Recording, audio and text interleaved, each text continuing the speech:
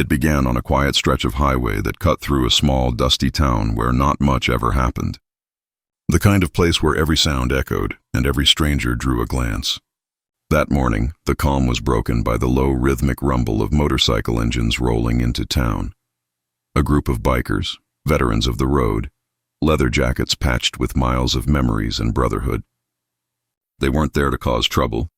They were simply passing through, grabbing coffee and a meal before their next leg of the ride. But fate had other plans, and in the corner of that diner sat a boy whose trembling voice would change everything. He couldn't have been older than 8. His eyes were wide, hollow, and haunted by something too dark for his age. As the bikers laughed over their food, one of them noticed him staring. A big man named Rex, with tattoos running up his arms like rivers of ink, leaned down and asked if he was all right. The boy's lips quivered as he whispered, barely audible, "They took my sister." The laughter stopped. Forks froze midair. Every biker turned to look at him. In that instant, the air in the diner grew heavy. Rex crouched down, his voice calm but his heart pounding. "Who took her?" he asked.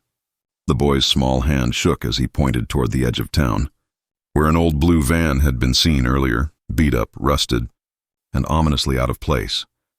What happened next wasn't planned, and it wasn't discussed. The bikers moved with a shared instinct, a code older than words: protect the innocent, stand against cruelty, no matter the cost. Within seconds, engines roared back to life, dust kicked up, and tires screamed against the pavement. The townsfolk watched from the diner windows as the line of motorcycles tore down the road, led by Rex, chasing a shadow that had taken something precious from a terrified child. The group fanned out, scanning dirt paths and side roads. They knew how to track. They'd lived lives that taught them to see what others missed. One biker spotted tire marks swerving off the highway into a wooded trail. Another noticed fresh footprints near an abandoned mill. The chase was on. Every twist of the throttle carried weight. This wasn't about glory or reputation. It was about a promise. They split into pairs, communicating through hand signals and short bursts on their radios. The sound of roaring engines mixed with the wind, echoing through the trees like an army of thunder. When they reached the old mill, the van was there, parked crookedly, engines still ticking from heat. The bikers surrounded it, hearts pounding, adrenaline burning like fire. Inside, muffled cries confirmed their worst fears. The boy's sister was there, frightened and tied up, her eyes red from crying. Rex moved first, breaking the door open with a force that shattered both the wood and the silence. The men inside the van froze. They weren't expecting this, a wall of leather and steel, fury and justice. One of the kidnappers reached for something in his jacket, but before he could move, another biker stepped in, pinning him down. No one spoke much. The moment didn't need words. They freed the girl, wrapped her in Rex's jacket, and comforted her while calling the police. By the time sirens wailed in the distance, the bikers were already gone, back on their motorcycles, disappearing into the horizon as quietly as they had come. The story spread through the town like wildfire. People who had once judged the bikers for their rough looks and loud machines now spoke their names with respect. The boy's mother cried when she heard what they had done. The sheriff later said that without their quick action, the outcome could have been far worse. But the bikers didn't do it for thanks or headlines. They did it because they understood what too many forget: that strength means nothing without compassion. Each of those riders carried their own past, some broken, some scarred, all hardened by life's rough edges. But beneath the leather and metal beat hearts that knew loyalty, courage, and the weight of doing what's right even when it's dangerous. In a world where people often turn away, they turned toward the call for help. That's what made this story powerful. It wasn't about who they were. It was about what they chose to do when faced with darkness. The boy never forgot them. For weeks after, he'd sit by the same diner window, listening for that familiar rumble in the distance. Every time he thought he heard it, his face would light up. To him, those bikers weren't strangers. They were heroes in helmets, saviors on 2 wheels. And for the girl, that moment became a symbol of hope. She learned that not all monsters hide in shadows and not all angels have wings. Some ride Harleys. The deeper meaning behind this story lies in how it reshapes perception. Society often labels people by appearance, tattoos, long hair, rough demeanor, and assumes menace. But this moment exposed a truth. Courage and kindness don't come in polished packaging. The bikers, with their roaring engines and rugged exteriors, became the guardians of innocence in that forgotten town.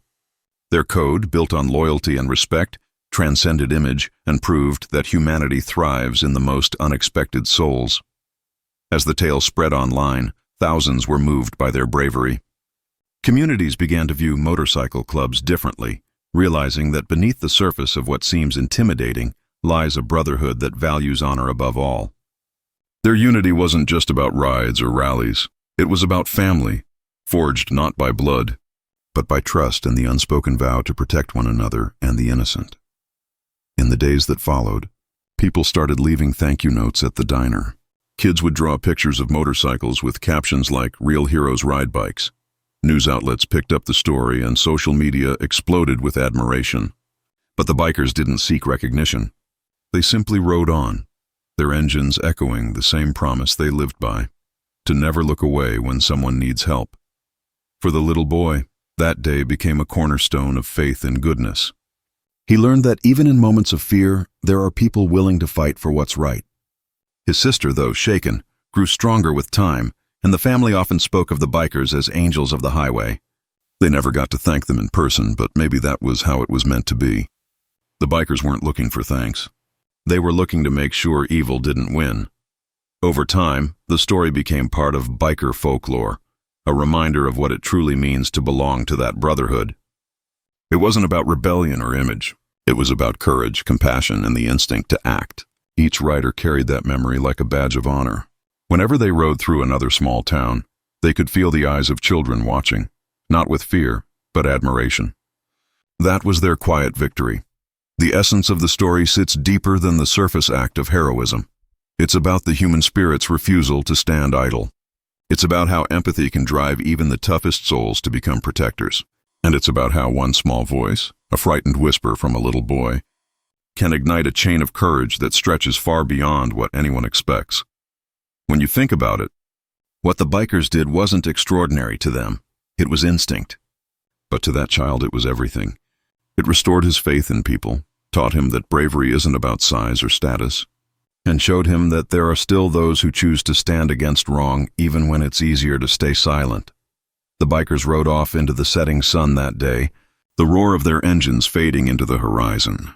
The boy stood outside the diner, holding his sister's hand, watching the dust settle on the road they took. He didn't know their names, but he would never forget their sound. The deep, steady hum of steel and soul, the sound of hope roaring to life on two wheels.